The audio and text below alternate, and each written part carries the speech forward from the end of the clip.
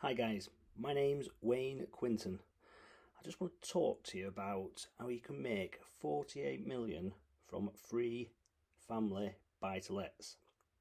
And in this video it shows you exactly how you can make 48 million pounds from just free buy-to-lets.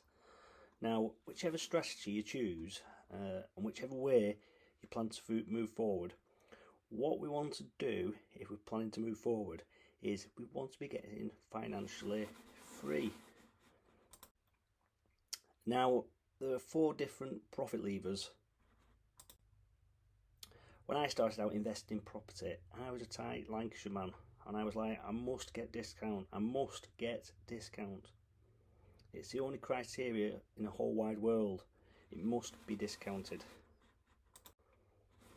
The trouble is, discount is just one of the 4 profit levers, whichever strategy you go for.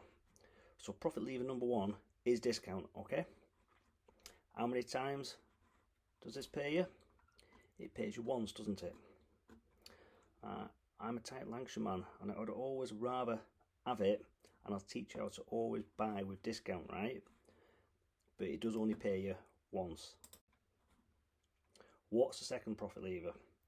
The second profit lever is cash flow. And some people are just, it must be good for cash flow, it must be good for cash flow, it's got to be good cash flow now. How many times does cash flow pay you? Cash flow pays you forever, doesn't it? It pays you this year, it pays you next year, it pays you year after that, it pays you in 40 years time. You're still getting it. Now, if you go for what I call family buy-to-let property, your cash flow per property might profit about £200 per calendar month, let's say,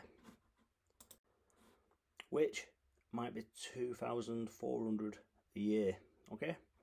I'm talking about a family let that's worth between 70,000 and 140.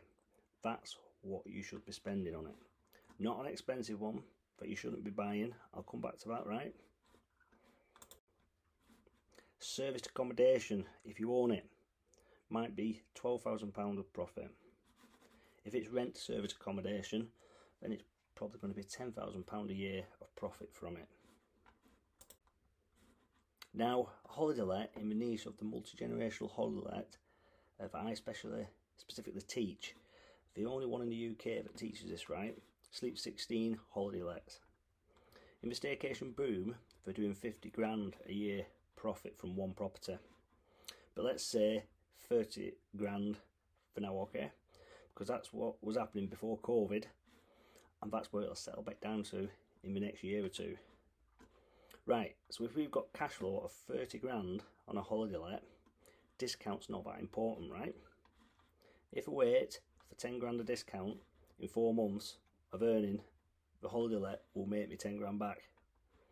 So if it takes me 6 months to find one with 10 grand of discount, I may as well bought this one without discount. But if it's family let I'm buying and the profit is 2.5 grand a year, I really want the discount. I want to be going into the marketplace with 10 to 15% discount if it's family let. People go, you can't find those properties with that discount. We're doing it. Our members are doing it. They're out there. Right, what's the third profit lever? The third profit lever is capital growth. Capital growth, you may or may not know this stat, but over the last 90 years, the property market has gone up on average 7.9% per annum. Yep, 7.9% per annum. Now that means on average, property prices double every 8 years. Now, by the way, if you don't have to take my word on this. If you want, you can write this down.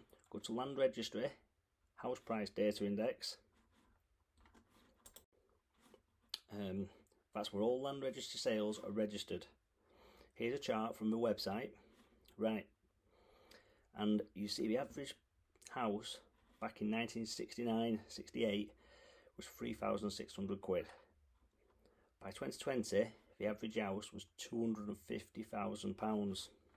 In fact, over that period we're looking at there, there's a 50-year period. The average house price went up by 8.5%, and last year it went up 10% in the UK. So we're probably up to 260 to 270 now. So these prices go up whether you believe it or not. They go up and people say surely it can't carry on. When they say, I could show you a newspaper clippings from the 1920s and 30s, 1940s, 1950s, 60s, 70s, they'll never go up. It will, and it does, for many factors. We don't have time to cover here. In fact, I've done another video on house price data. You can go and watch it here. So, capital growth pays you forever, doesn't it? Forever. So it's got to be at the table. There's no point in buying a property in London that's got good equity growth but no cash flow, or cash flow when the mortgage rates go back up to normal rates. Equally, there's no point in buying a property in, let's say, Hartlepool. People say it looks great on paper for cash flow, but it never gets any equity growth. Now you need both at the table, and if you've got both at the table, and only if you've got both at the table, you get the fourth profit lever. Property profit lever, which is the ability to refinance or remortgage, to take your equity out and buy more houses when it's gone up in value, or it goes up in value and you take the equity out and you spend it and you have a great life. Right, but you can only do the refinance if 2 and 3 are both at the table.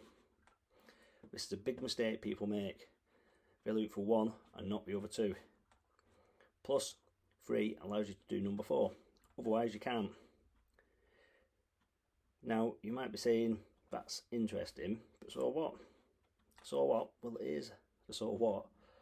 What I want to show you is why these profit levers are so interesting.